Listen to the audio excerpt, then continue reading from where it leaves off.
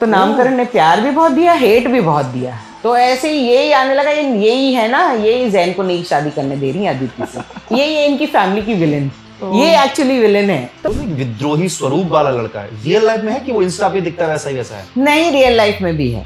हाँ हाँ, आंखों की शर्म बहुत रखता है, लोगों की इज्जत बहुत करता है, लेकिन अगर उसको लगे कि if it is a state, he will call it a state. आपको नहीं लगता कि उसको थोड़ा डरना चाहिए? मैं कौन होती हूँ? How can I tell him डरो? हाँ, इस तरीके जब आपको विलेन के रोल मिलते हैं तो आपको ये लगता है कि मुझे कभी पॉजिटिव क्यों नहीं दिखाया गया? पुरानी रामायण की बात करते हैं, अरविंद त्रिवेदी, उन्होंने और क्या किया?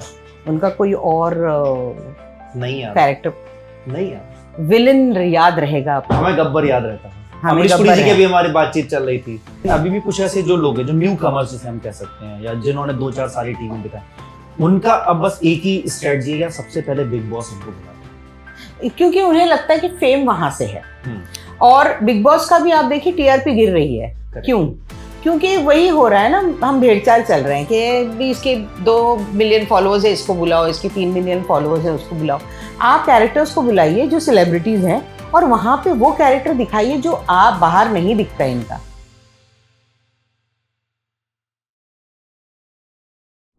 मेरे सामने मौजूद है गुलफाम खान जी। इनको आपने बहुत सारे किरदारों में देखा होगा, लेकिन किरदार से बढ़कर इनकी एक अलग पर्सनैलिटी है। काफी कुछ पढ़ती हैं, लिखती हैं, फैशन डिजाइनिंग में भी इनका अच्छा खासा हाथ है, और उर्दू तो बखूबी है ही क्योंकि आप मुस्लिम परिवार से आती हैं।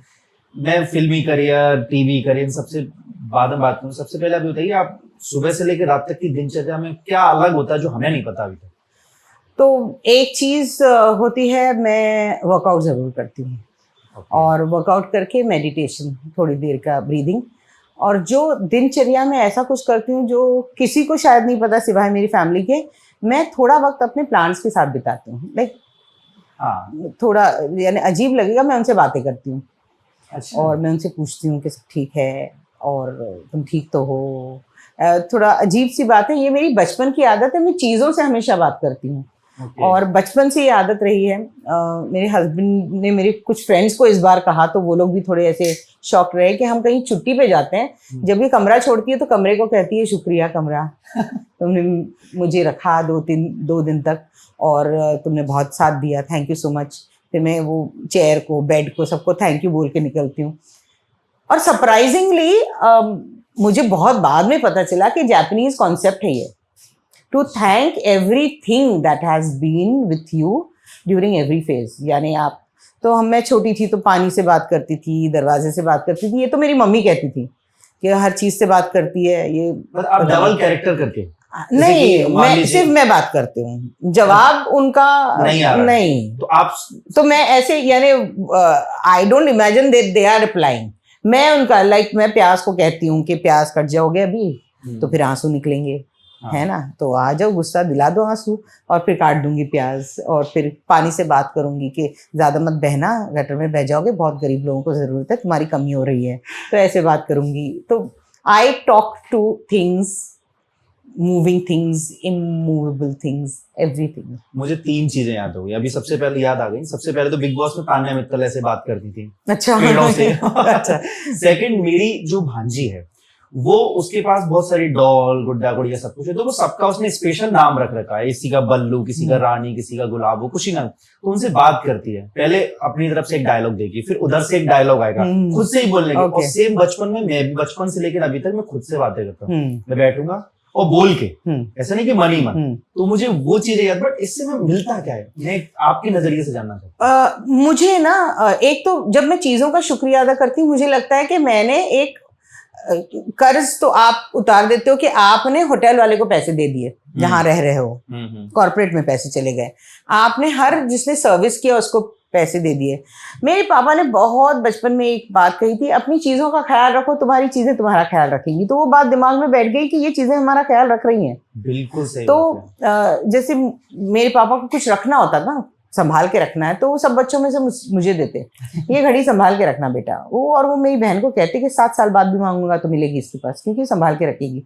तो वो मुझे हमेशा लगता है कि वो उस चीज ने अपना पर्पस पूरा किया है, मेरी खिदमत करके, मेरी सेवा करके, अपना पर्पस पूरा करके। एक टेबल है जिसकी शेल्फ लाइफ जिसकी लाइफ है 15 साल, ये 15 साल बाद टेबल टूट जाएगा या कुछ और बन जाएगा, इसका लकड़ा कहीं, तो उस 15 साल में से वो 2 दिन मुझे दिए, तो थैंक यू कह के निकलो। उससे आपको एक तो थैंक यू कहने की, ग्रेटिट्यूड की आदत पड़ जाएगी। एक मर्तबा तो एक एयर होस्टेस ने मुझे टोका भी, आप बहुत थैंक यू कहती हैं। मैंने कहा is it a good thing और अ बैड थिंग? बोलती I have not seen anyone saying thank you so much.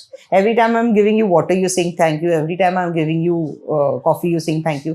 I said but that is how it should be, क्योंकि ये आप कर रहे हो, आपकी ड्यूटी है, लेकिन आपकी ड्यूटी मेरी तरफ नहीं है, this is your job, but you doing it as a duty towards a human being. Gratitude तो मुझे करना पड़ेगा, I can't take this for granted. So ये मुझे एक सेटिस्फैक्शन मिलता है, मुझे लगता है कि मैंने शुक्रिया कर दिया चीज़ों का। दूसरा, बहुत सारी दिल की बातें हैं जो मैं बोल देती हूँ ऐसे ही करते वक्त।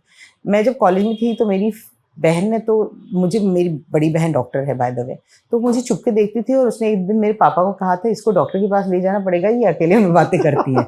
और मैंने ये सुन लिया था, तो फिर उसके बाद मैं अपनी देखती थी बहन नहीं है तब बातें करती हूँ, तो ये सोचने में कहीं स्पिरिट से बात करती है, तो ये उनको लगा के पता नहीं ये डिस्टर्ब्ड है या स्किज़ोफ्रेनिया हो रहा है या कुछ, हर फिक्र होती है ना, घर वालों को फिक्र होती है कि क्यों ऐसे है, जबकि आपने कभी ऐसा कुछ देखा नहीं होगा। अब वही चीज़ मेरे भांजे में आई है, वो भी असिस्टेंट डायरेक्टर है, वो भी बचपन में हर चीज़ से, वो पानी से बात करता था, दरवाजे को एक दिन पूछ रहा है, तो बोर नहीं होता? यही रहता है, लोग तेरे सामने से आते जाते हैं, तू कहीं नहीं जा सकता। सो माय मदर सेड कि ये बिल्कुल तेरी जैसी बातें करता है।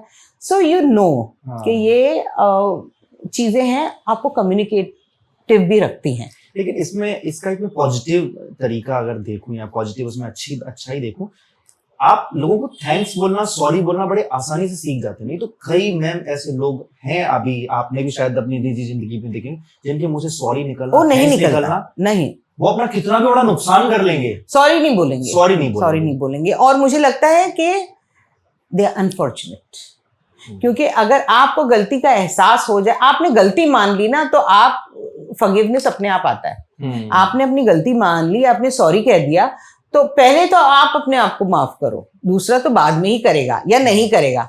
खुद को माफ करोगे ना तो जी लोगे, is as simple as that. अच्छा, आपने जब फिल्मी करियर में या टीवी करियर में कभी देखा, तो ऐसे आपको बहुत सारे लोग टकराए होंगे जो आपके साथ भले ही गलत कर गए, लेकिन आपको कभी सॉरी नहीं बोला, तो आप फिर उनको कैसे, मतलब एक होता है ना कि मैंने चलो माफ किया, ऐसे कर देते हो? मैं ऐसा सोचती नहीं हूँ कि मैंने माफ किया, मैं बस उस चीज से मूव ऑन कर जाती हूँ, क्योंकि वो उनके बीच में है, it is between them and universe. मैं बहुत रिलीजियस नहीं हूँ बाय द वे, मैं सब कुछ करती हूँ, मैं गणपति फेस्टिवल में भी सबसे आगे रहती हूँ, मैं क्रिसमस में भी ट्री सबसे पहले, दिवाली में सबसे पहले मेरी रंगोलियाँ बनती है, ईद के लिए भी उतनी तैयारी रमजान की करती हूँ, वही इफ्तारियाँ बनती है, तो सब कुछ करती हूँ, लेकिन रिलीजियस रिचुअल्स में मैं बहुत नहीं हूँ।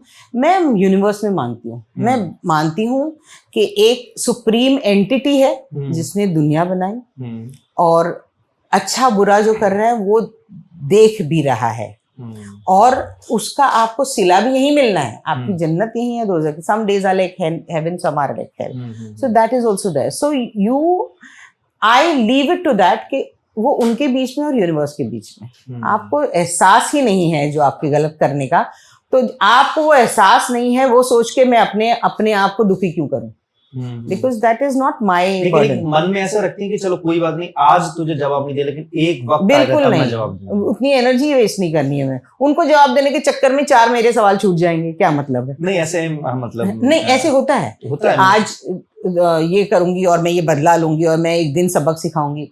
मेरी ताई मौसी वगैरह ऐसे परिवार में है, अच्छा तुमने 20 साल पहले हमारे साथ ऐसा किया, हमारी शादी में तुमने ये दिया था, अब देखना मैं तुम्हें क्या। उसमें सोचो 20 साल से वो यही सोच रही है, उसमें कितना प्रोडक्टिव काम कर सकती थी। 20 साल में उससे 4 गुना तो सोना बना सकती थी अगर दिमाग सही काम में इस्तेमाल करती। तो मैं I believe in making my line bigger, not cutting someone's line shorter. मेरे हस्बैंड यही कहते हैं हमेशा, जब किसी से कंपटीशन हो तो ये देखो कि अपनी लकीर लंबी कैसे कर सकते हो, नहीं है कि उसकी कैसे छोटी कर सकते हो, उसमें आपकी एनर्जी भी जाएगी और आपकी लकीर कभी लंबी नहीं होगी। So that is a better way to go. So Indira Gandhi ji ने बहुत पहले कहा था कि उन्होंने अपने दादा से पूछा था कि कौन सा रास्ता लेना चाहिए। दादा ने कहा कि 2 रास्ते हैं, एक मुश्किल रास्ता है जो मेहनत से बनता है, और दूसरा जो आसान रास्ता है जो शॉर्टकट से बनता है। लेकिन जो मुश्किल रास्ता है वो रास्ता बिल्कुल मुश्किल है, लेकिन कंपटीशन बहुत कम है, हम्म, क्योंकि मेहनत करने वाले लोग बहुत कम हैं. So then you take that path that is making you better. Why take the path that is making someone else bad? आप तो और भी बुरा कर रहे हो ना, वो और बुरा हो जाएगा. अगर उसकी फितरत बुरा करने की है, उसके साथ आपने बुरा किया तो वो और बुरा होगा.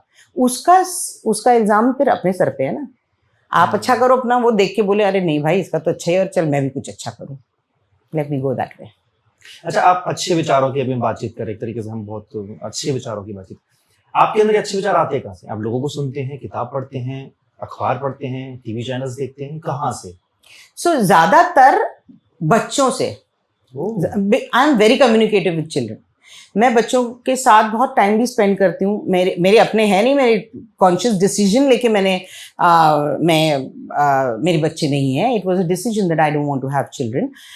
बट मैं बच्चों के साथ टाइम बहुत स्पेंड करती हूँ. मेरे पड़ोस के बच्चे हैं, मेरी कजिन्स हैं, मेरे नेफ्यूज नीसेस हैं. उनसे आप एक चीज सीखते हो कि भाई पारदर्शी होते हैं बच्चे. उतने क्रूर भी कोई नहीं होता है जितने बच्चे होते हैं, और उतने मासूम भी कोई नहीं होता है जितने बच्चे होते हैं.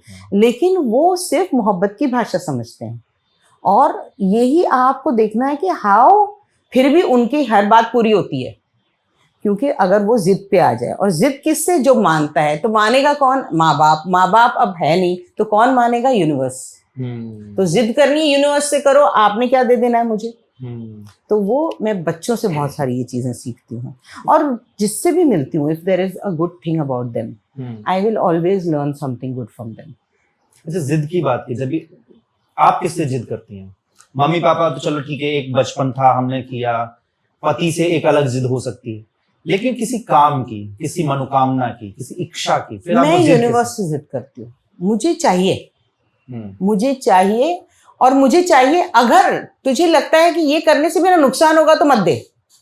ये भी आप ये भी मैं जोड़ सेम देती मेरी हूँ. लाइन हाँ. है, ये मैं भी ऐसे ही करता हूँ. कि I want this thing, I want this desperately. Like मुझे 2027 में मेरी फर्स्ट फिल्म डायरेक्ट करनी है, और बहुत अच्छे कास्ट के साथ डायरेक्ट करनी है, और बहुत अच्छे बैनर के अंदर डायरेक्ट करनी है. लेकिन अगर वो फिल्म फ्लॉप हो जाने वाली है तो 2027 में मत करवा, फिर जब हो वही करवा. तो ऐसा आपने सोचा है 2027 के लिए? ऐसे ईयर तो अभी आपसे बात करते करते मैंने एक ईयर फेंका है. But yes I want to do. So if it is not happening, मैंने तो बहुत साल पहले सोचा था कि मुझे एक फिल्म तो बनानी है, अच्छे बैनर के नीचे अंडर बनानी है. अच्छे, मुझे पता है कौन से सिनेमेटोग्राफर के साथ मुझे बनानी है. उनसे मैंने बात भी कर रखी बहुत साल पहले. विश लिस्ट आपकी पूरी कि तैयार हाँ, है? विश लिस्ट पूरी तैयार है, उनसे बात भी कर रखी. Cinematographer is on board. Okay. मुझे पता है कि कौन से बैनर के नीचे बनानी है, मुझे पता है कि कैसी फिल्म बनानी है, मुझे पता है कौन सी फिल्म बनानी है. लेकिन होगा तब जब यूनिवर्स डिसाइड्स. लेकिन आप अपनी तैयारी पूरी कर कर रहे हैं. क्या बात है. अच्छा, आपने बस ये वो ये कि शादी की पूरी तैयारी, दूल्हा मिल जाए बस. बिल्कुल सही बात है. मैम, आप जब टीवी पर्दे पे आती हैं, और आप टीवी पर जब काम करती हैं, और आप फिल्म भी कर चुकी हैं, कौन सा रास्ता आपको बड़ा अच्छा लगता है? एक फेम के नजरिए से अगर मुझे, क्योंकि हर आर्टिस्ट के अंदर, जैसे मेरे अंदर भी एक रहता ना कि यार मैं अच्छा काम करूँ, मेरे इंटरव्यूज वायरल होंगे तो मुझे और अच्छी अपॉर्चुनिटी मिलेगी, मुझे अच्छी सैलरी मिलेगी. सेम ऐसा आर्टिस्ट के साथ रहता है कि मेरा कैरेक्टर वायरल हो, मुझे लोग पसंद करें, और मुझे और अच्छे अच्छे डायरेक्टर्स बुलाएं, अच्छे प्रोडक्शन हाउस बुलाएं. तो मुझे फेम वाइज तो टीवी ही ज्यादा पॉपुलर है, और ये तो मेरी देखी हुई चीज है. एक बार मैं स्विट्जरलैंड जा रही थी, और स्विस एयर होस्टेस थी. ना इंडियन, ना ब्रिटिश, ना अमेरिकन, क्योंकि यहाँ तो बहुत इंडियंस होते हैं. स्विस एयर होस्टेस आज से 8 साल पहले. उसने मुझे देखा और मुझे पूछा, do you come in Indian drama? तो मैंने कहा, हाउ डू यू नो? तो बोलती, because there is not the air hostess, she is an Indian. Her mother watches this and she makes her watch here, and that's why I have seen you. So एक तो ये हो गया, जिसको ना हमारी भाषा समझती, और वो टूटी इंग्लिश भी बोल रही थी. तो उसकी फर्स्ट लैंग्वेज जर्मन फ्रेंच है, but she was talking broken English, तो हिंदी तो बिल्कुल नहीं समझती होगी. तो उसने मुझे देखा और पहचाना. 1. दूसरा, मैं इजिप्ट में गई थी. बेदुइन्स होते हैं, बेदुइन्स यानी खाना बदोश, जो ओरिजिनल अरब्स होते हैं, वो ऊंट पे घूमते हैं, खाना बदोश होते हैं. यहाँ से खेमा उठा लिया, कहीं रख लिया. हमारे यहाँ भी लोहपीटा जैसे कहते हैं. एग्जैक्टली, जो बंजारे जैसे कहते हैं. वो बच्चे ना आके कुछ कुछ बेचते हैं आपको, इयररिंग्स बेचते हैं, ट्रिंकेट्स बेचते हैं, पाजेब बेचते हैं. वो मुझे देख के बोल रहे, रसीली रसीली रसीली. और मेरे हस्बैंड और मैं दोनों ऐसे शॉक कि ये रसीली क्यों बोल रहे हैं, और ये क्यों बाकी तो अरब में बात कर रहे हैं, और तब हमने मैनेजर को बुलाया, मैनेजर ने उससे पूछा क्या है, तो बोली, तो मैनेजर पूछा you come in Indian drama, तो बोली आई सेड यस। तो बोला कि ये बेटियां वॉच अ शो, बेटियां देखते हैं। फिर मुझे अपने उनसे पूछ के अपने फ़ोन पे दिखाया, तो मैं उतनी बड़ी बिंदी लगा के अरब में माशाल्लाह माशाल्लाह वाला वाला ऐसे डायलॉग्स बोल रही हूँ। तो मुझे रियलाइज हुआ कि ये हम कहाँ पहुंच गए। सही बात है। तो हमने पूछा you know anyone else, you know, फिर मैंने 3-4 नाम लिए हमारे सुपरस्टार्स के, वो सिर्फ शाहरुख खान को जानते थे। तो शाहरुख खान और गुलफाम खान को सब जान रहे हैं। तो बीच में क्या हुआ, this is because he is Shahrukh Khan and he is reached the corner nooks and corners and crannies of the world, and this is Gulfam Khan because she is on TV। तो टीवी के बहुत सारे एक्टर्स को जान रहे हैं। फिर मैंने टीवी के पूछा, यू नो या करण यू नो या साक्षी, तो वो सारे कैरेक्टर नाम को जान रहे हैं। तो टीवी आपको वो फेम देता है और कोई नहीं। फिल्म्स में मैं मेन लीड 1 करूंगी, 2 करूंगी, 3 करूंगी, शाहरुख खान के लेवल पे करूंगी, तब कोने कोने में लोग जानेंगे। बट टीवी आपने 4 शो भी कर लिए और 2 शो हिट होके किसी लैंग्वेज में एवरीवेयर, उज्बेकिस्तान में लोग जानते हैं, स्विट्जरलैंड में लोग जानते हैं, इजिप्ट में जानते हैं। आपको एक सेटिस्फैक्शन मिलता है कि फेम टीवी से है कि आपने काम किया है। लेकिन आज के दौर में जैसे आपने तो 20 साल का पूरा एक अच्छा खासा एक लंबा सफर तय किया है, लेकिन अभी भी कुछ ऐसे जो लोग हैं जो न्यू कमर्स जिसे हम कह सकते हैं, या जिन्होंने 2-4 साल टीवी में बिताए, उनका अब बस एक ही स्ट्रेटजी है, सबसे पहले बिग बॉस हमको बुला ले, क्योंकि उन्हें लगता है कि फेम वहां से है। और बिग बॉस का भी आप देखिए टीआरपी गिर रही है। क्यों? क्योंकि वही हो रहा है ना, हम भेड़चाल चल रहे हैं कि इसके 2 मिलियन फॉलोअर्स है, इसको बुलाओ, इसके 3 मिलियन फॉलोअर्स है, उसको बुलाओ। आप कैरेक्टर्स को बुलाइए जो सेलिब्रिटीज हैं, और वहां पे वो कैरेक्टर दिखाइए जो आप बाहर नहीं दिखता इनकी वो, क्योंकि आप 3 महीने एक साथ में अपने सगे भाई बहन के साथ भी रह रहे हो, कहीं बाहर नहीं जाना, आप एक दूसरे की गला पकड़ने लगोगे, सीरियसली लड़ेंगे। वो फोन नहीं है डिस्ट्रैक्ट करने के लिए, टीवी नहीं है, ना किताब पढ़ सकते हो आप डिस्ट्रैक्शन सोचिए, मेरे लिए डिस्ट्रैक्शन क्या है, किताब पढ़ना डिस्ट्रैक्शन है, लैपटॉप पे लिखना डिस्ट्रैक्शन है, फिल्म देखना ये सब नहीं कर रही हूँ मैं, तो फितूर मचा दूंगी वहां पे। यानी लोग सोचेंगे कि औरत है, भला है, क्या है, वो दिखाइए ना आप, तभी तो लोग जो कैरेक्टर नहीं देखते हैं वो देखना चाहते हैं। अब जो इन्फ्लुएंसर आया है वो तो वही करके वहां तक पहुंचा, उसकी ऑडियंस तो है। आपको ऑडियंस कहाँ से आ रही है? वो आपको आपका टीवी या आपका शो क्यों देखे? वो तो 24 घंटे उसको इंस्टाग्राम पे देख सकती है, वो 1 घंटा क्यों देख रही है? 1 घंटा उसको दिखाओ जिसका ये रूप बाहर नहीं दिख रहा। अगर आपको मौका मिलता है, मौका मिला होगा जितना मुझे लगता है। नहीं, एक आप यही पूछ रहे हैं ना बिग बॉस के लिए या रियलिटी शो, बिग बॉस के लिए एक इंटरव्यू हुआ था, उनको लगा कि मेरी लाइफ में इनफ ड्रामा नहीं है, और उन्होंने कहा we want people who have drama in their life. और मैंने सोचा if they have drama in their life then you are just calling that drama over here, call people who don't have drama and people see that they have drama.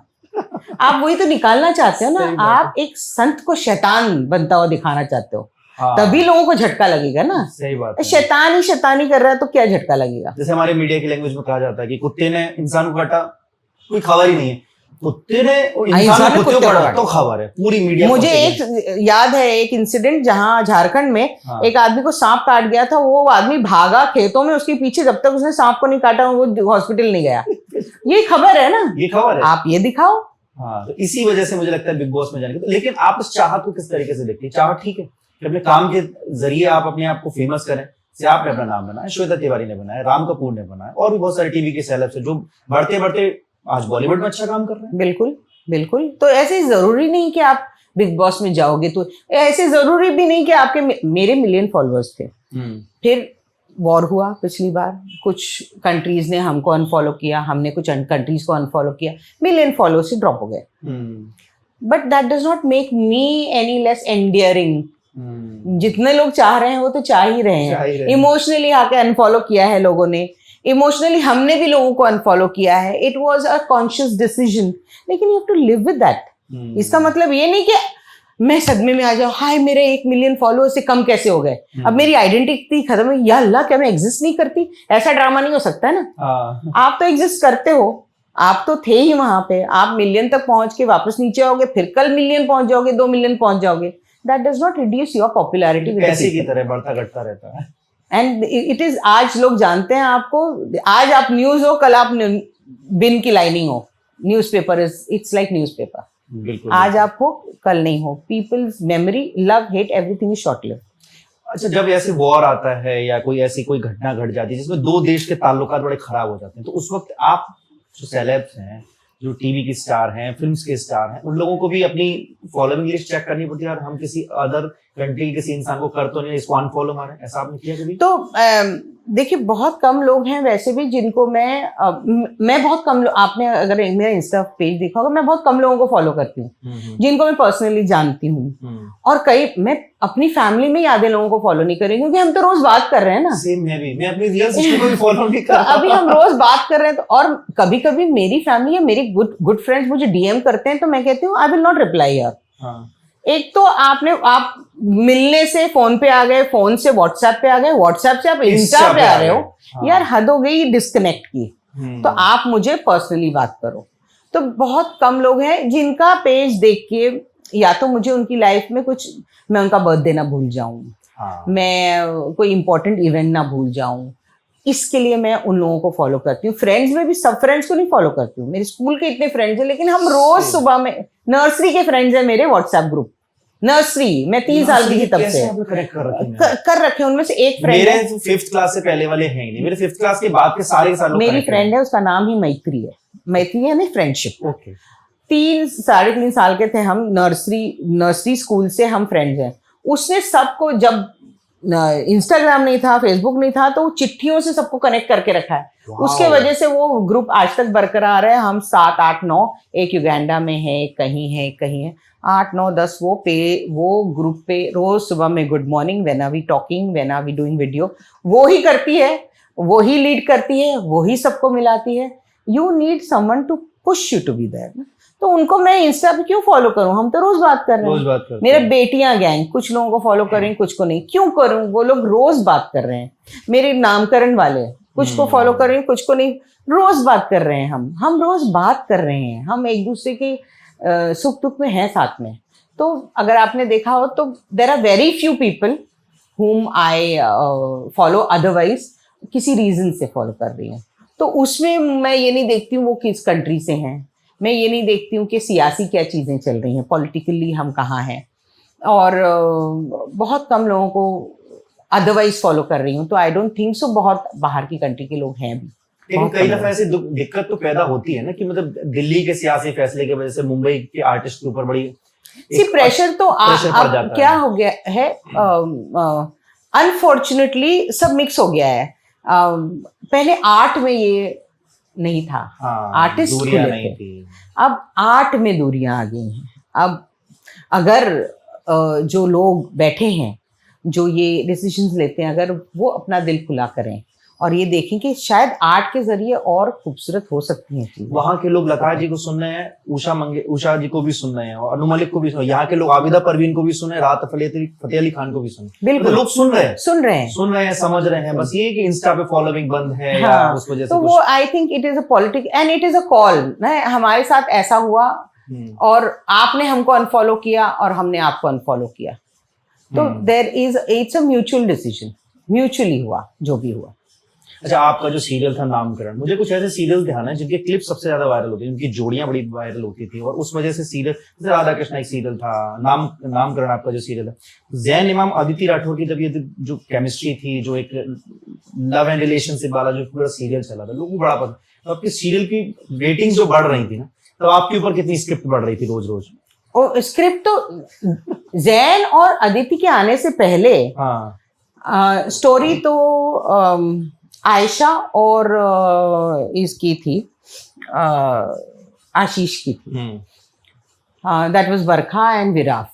तो story में contribution starting से वो था।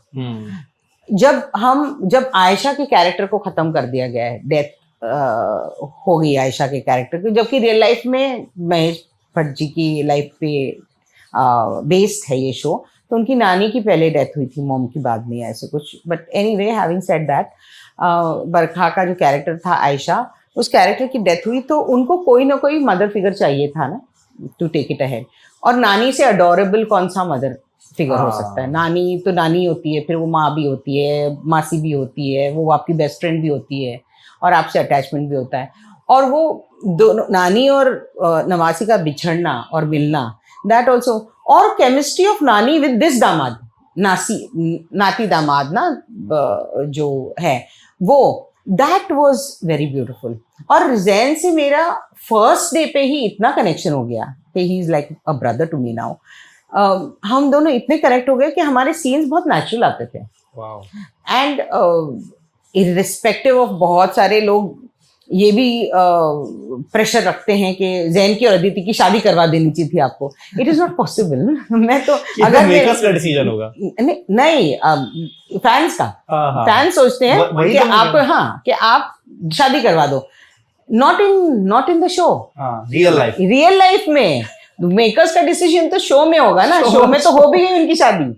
Real life में fans चाहते हैं मैं शादी कर, भाई कैसे? सही बात है। आज तो बायोलॉजिकल माँ बाप नहीं करा सकते हैं शादी जबरदस्ती। हाँ, जब तक मेरी इच्छा नहीं है तब तक मैं नहीं तो कैसे? तो हेट मेल्स भी बहुत आए हैं, तो नामकरण ने प्यार भी बहुत दिया, हेट भी बहुत दिया। तो ऐसे ही यही आने लगा, यही है ना, यही जैन को नहीं शादी करने दे रही है अदिति से, यही है इनकी फैमिली की विलेन, ये एक्चुअली विलेन है। तो ये भी होता है। जैन के साथ आपने बताया बड़े अच्छे रिश्ते हैं, ताल्लुकात हैं। जैन मुझे ऐसा लगता है काफी एकदम विद्रोही स्वरूप वाला लड़का है। रियल लाइफ में है कि वो इंस्टा पे दिखता है वैसा ही वैसा है? नहीं, रियल लाइफ में भी है। हाँ हाँ, वो उसके दिल में जो है वो बोल देगा। वो मुरव्वत बहुत रखता है, आंखों की शर्म बहुत रखता है, लोगों की इज्जत बहुत करता है। लेकिन अगर उसको लगे कि if it is a spade, he will call it a spade. वो फिर वो इन्फ्लुएंस में आके और सप्रेस होके नहीं करेगा। आपको नहीं लगता कि उसको थोड़ा डरना चाहिए? जिस तरीके से आज आर्टिस्ट जो हैं बॉम्बे के, जिस तरीके से डरते हैं किसी भी चीज को कहने से पहले। अगर मैं सीजेपी प्रोटेस्ट को देखूं, इससे पहले बड़े शांत, मतलब शांति सी छा गई थी पूरे बॉम्बे में। लेकिन जैन हैं, कुछ और लोग भी हैं जो इस बॉलीवुड, जैसे नसीरुद्दीन शाह जी हो गए, या रत्ना पाठक हो गई, या शबाना आजमी हो गई, और बहुत सारे जो लोग हैं, ये लोग पॉलिटिकली चीजें को लेकर के आगे आते हैं। कंगना रनौत भी हो गई, चाहे अनुपम खेर हो गए, ये लोग बोलते हैं, किसी भी पक्ष से बोले, नो मैटर। तो जैन को इस तरीके से डरना चाहिए? मैं कौन होती हूँ? How can I tell him डरो? हाँ, ना ये मेरा हक है, ना मेरा फर्ज है, और ना ही ये मेरे इंसानी बात है कि मैं किसी को बोलूं डरो। आपकी, that is what our country's beauty is, freedom of speech. आपको कोई कुछ चीज सही लगती है, आपको कुछ चीज गलत लगती है, आपको कुछ चीज फला लगती है, आपको कुछ चीज फला लगती है, तो आप बोलते हो। यही हमारे देश की खूबसूरती रही है। You speak your heart out and he speaks his heart out. I don't influence him, I don't ask him, I don't tell him. और मैं क्यों बोलूंगी कि डरो? डरने वाली, ऐसे तो कोई डरने वाली बात नहीं है। ऐसी कोई डरने वाली बात होनी भी नहीं चाहिए, because you are in a very beautiful country. Correct. अच्छा, आपने कंट्री की बात की, बड़ी खूबसूरत। आपको क्या लगता है इस पूरी दुनिया में सबसे खूबसूरत तहजीब वाला जो मुल्क है, क्या हमारा है? तो हमारा मुल्क, आप शायद मुझसे ये पूछ रहे हैं कि सबसे तहजीब वाला है। हमारा मुल्क सबसे ब्लेस्ड है। मुझे एक और मुल्क बता दीजिए, कोई एक वाहिद ऐसा मुल्क बता दीजिए जिसमें पर्वत भी हैं, पहाड़ भी है, पर्वत अलग पहाड़ अलग, झील भी है, झरने भी हैं, नदियां भी हैं, समंदर भी है, दरिया भी है, जिसमें गेहूं भी उगता है, चावल भी उगता है, जिसमें आपकी सारे दालें उगती हैं, जिसमें मीठे पानी की मछलियां भी मिलती हैं, खारे पानी की मछलियां भी मिलती हैं। ऐसा मुझे एक मुल्क बता दीजिए। और ऐसा एक मुल्क बता दीजिए जिसमें हर 50 किलोमीटर पे भाषाएं बदल जाती है और भगवान के रूप भी बदल जाते हैं। आप राजस्थान में ही जाइए, कितनी राजस्थानियां हैं। बिल्कुल बिल्कुल, 14-15 तरह की तो बोलियां हैं। तो ऐसा कोई, मेरे खुद एमपी में, मेरे डिस्ट्रिक्ट में ही कम से कम 3 तरीके से भाषा बदल जाती हैं, बोलियां जिन्हें कहते हैं। जैसे मैं ब्रज बोलता हूँ, लेकिन मेरे ही जिले में कभी कभी बुंदेली का एक टच आ जाता है। कोई खड़ी बोलता हो, कोई खड़ी बोलता है। तो आप बताइए, ऐसा कोई एक और मुल्क बता दीजिए मुझे। बिल्कुल नहीं है। जब इतना अलग मुल्क कुदरत ने ही बनाया है, तो है ना हमारा मुल्क अलग। करेक्ट। इससे अच्छा कोई मुल्क मुझे बता दीजिए आप कहाँ है। कोई भी मुल्क। आज लोग अमेरिका को कहते हैं सुपर पावर। वो कहाँ से होगा सुपर पावर? सुपर पावर हम में है। और हमको इस सुपर पावर को ही उस मकाम तक पहुंचाना है। बिल्कुल। एक दो बस आखिरी सवाल लाएंगे। फिल्मी करियर के बारे में जब बातचीत करता हूँ, आपने काफी सारे काम किए हैं, अनुराग कश्यप जी के साथ आपकी अच्छी मित्रता है ऐसा लोग बताते हैं। कुछ नया प्रोजेक्ट आने वाला है आपके बीच? मैं लिख रही हूँ उनकी फिल्म, अभी उनकी फिल्म का फर्स्ट ड्राफ्ट सेकंड ड्राफ्ट लिख के कंप्लीट भी हो गया है, तो मैं लिख रही हूँ उनके लिए। क्या बात है, कब तक आएगा हम लोगों को देखने के लिए, कुछ ऐसा आइडिया? वक्त तो ये सिर्फ अनुराग कश्यप ही आपको कह सकते हैं क्योंकि ही इज एब्सोल्यूट आर्टिस्ट। उनका अगर उनके दिल में आए तो हो सकता है आज शाम को फोन आ जाए कि गुलफाम अगले हफ्ते ऑन फ्लोर जाना है, पैसों का जुगाड़ हो गया है। अच्छा। ये भी आ सकता है गुलफाम अगले हफ्ते ऑन फ्लोर जाना है, पैसे का भी जुगाड़ हुआ नहीं है। अच्छा। लेकिन ऑन फ्लोर जा रहे हैं, तो ही इज, वो कल हो सकता है या काल आने तक हो सकता है, यू डोंट नो। बट अच्छा, अनुराग कश्यप के साथ ये प्रॉब्लम है कि पैसों का बजट बहुत बड़ा होना चाहिए? नहीं, वो तो बहुत कम वही तो मैं कह रही हूँ। वो ऐसे भी कह सकते हैं कि पैसों का जुगाड़ हो गया, ये भी कह सकते हैं नहीं हुआ जुगाड़, लेकिन ऑन फ्लोर जा रहे हैं। उनके दिमाग में ये आना चाहिए कि ये मुझे अगले हफ्ते शुरू करना है, और वो कर देंगे। वो बिना पैसे के भी कर देंगे, वो बिना लोकेशन के कर देंगे, कुछ परमिशन के बिना भी कर देंगे, वो कर देंगे, ठान ली तो कर देंगे। Craziest person you have to be Anurag Kashyap, you have to be that level of crazy. आप उस हद के दीवानगी नहीं होगी आपकी तो आप इतना बड़ा दीवाना बन नहीं सकते हो, और इतने लोगों को दीवाना बना नहीं सकते हो अपना। he has created a verse of him, it's a Kashyap verse। वो अपने आप में एक दुनिया है, extremely intelligent, extremely emotional, extremely kind, extremely vulnerable, extremely intelligent, extremely innocent। क्या बात है, आपने बड़ी तारीफें गिना दी। अच्छा, बीच में जब उनके बयानों की बड़ी आलोचना जब होती थी, उन्होंने एक बॉम्बे और चेन्नई का जो जिक्र कर दिया था, उस वक्त आपकी चर्चा हुई, कोई बातचीत हुई कि ऐसा क्या हो गया, ऐसी क्या बात? नहीं, मैं जैसे मैंने कहा ना, मैं जैन से इन चीजों की बात करती हूँ, ना अनुराग कश्यप से, ना मेरी बहन भाइयों से, किसी से नहीं। सबके अपने थॉट हैं, जो भी आप कहना चाहते हो आप कह सकते हो, जो भी मैं कहना चाहती हूँ। हमारे घर में खुद ही अलग अलग लोगों को सपोर्ट करने वाले लोग भी होंगे, पॉलिटिकली भी। हमारे घर में जैसे ही किसी को अनुराग कश्यप की फिल्म पसंद आती है, किसी को फरहान अख्तर की पसंद आती है, सबकी अपनी अपनी चॉइस है, एंड वी रिस्पेक्ट दैट। हम बचपन से हमें ऐसा ही बड़ा किया है, we respect everyone's choice and we don't interfere in anyone's choice. अगर मैं सही हूं तो आपने लक्ष्मी, जो शेफाली शाह वाली मूवी थी, आपने उसमें काम किया? यस, बिल्कुल काम किया। क्योंकि वो उसमें थोड़ा एक गूगल में थोड़ा मिस्टेक हो रहा है, कभी लक्ष्मी वो अक्षय कुमार दिखा देता, कभी लक्ष्मी वो लक्ष्मी बॉम्ब है अक्षय कुमार वाली, कभी वो लक्ष्मी उतना ही दिखा देता। हाँ। लक्ष्मी जब मैंने आपकी मूवी देखी थी, इसमें शेफाली शाह थे, आप थे, उस मूवी को देख के रोंगटे खड़े हो गए। बिल्कुल, जिस तरीके से उन सारे किरदारों को दिखाया गया, जो कहानी थी, स्पेशली मुझे वो एक सीन आज भी याद है, जब कोई एक विलन था, उसने ऐसे डंडा लेता, उसमें कीलें होती, वो कील एक लड़की के पैर में जब मारता है। वो विलन ने ही फिल्म बनाई है। हाँ। वो नागेश कुकनूर ही है। हाँ, नागेश कुकनूर। तो वो सीन्स जब आप लोग करते थे तो आपकी आंखों में किस तरीके से दर्द दिखता था, निकलता था, आंसू निकलते थे या चकरा जाते थे, कैसे?